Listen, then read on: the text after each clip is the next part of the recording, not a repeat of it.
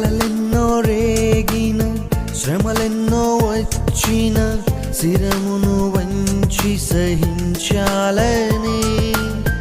వేదన బాధలు గుండెను పిండిన నీదు సిలువనే మోయాలని